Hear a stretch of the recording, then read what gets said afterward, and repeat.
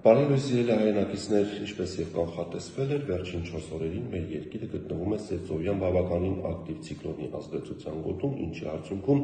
հատկապես գիշերը եւ հետկեսօրյա ժամերին շրջանների մեծ մասում ամպրոպային բնույթի անձրևներ են, իսկ առանձին հատվածներում դրանք բավականին հորդառատ են։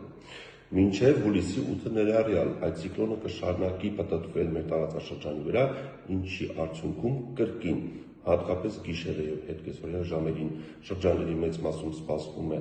կարճատև անձրև եւ ամպրոպ, առանձին գոտիներում դրանք նորից կլինեն հորդառատ եւ ցավոք նորից հնարավոր է կարկուտ։ Հուլիսի 9-ից այդ ցիկլոնը կկորցնի իր ուժը եւ հուլիսի 9-ից 12 ընկած ժամանակահատվածում երեկոյան ժամերին կարճատև անձրևներ հնարավոր են միայն Հայաստանի հյուսիսային մարզերում, հատկապես Շիրակում, Լոռիում եւ Տավուշում։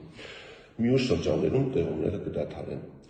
Օդի ջերմաստիճանը արդեն զգալի նվազել է այսօր ցերեկային ժամերին, նույնիսկ Հայաստանի ամենատաք գոտիներում Սյունիքի հովիտներ, Արարատյան դաշտ, Երևան օդի ջերմաստիճանը ցերեկային ժամերին չի գերազանցի +29-ից 31 աստիճանը,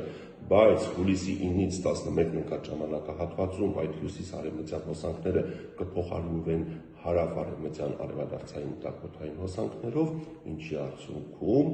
հուլիսի 9-ից 11-ին աստիճանաբար հանրապետության ոչ տարածքում օդի ջերմաստիճանը կբարձրանա 4-ից 5 աստիճանով եւ արդեն հուլիսի 10-ին եւ 11-ին Արարատյան դաշտում եւ Երևանում ցերեկային ժամերին օդի ջերմաստիճանը կհասնի մինչեւ 35 աստիճանի։ 35 աստիճանից բարձր ջերմաստիճան առաջիկա օրերին հանրապետության տարածքում չի կանխատեսվում։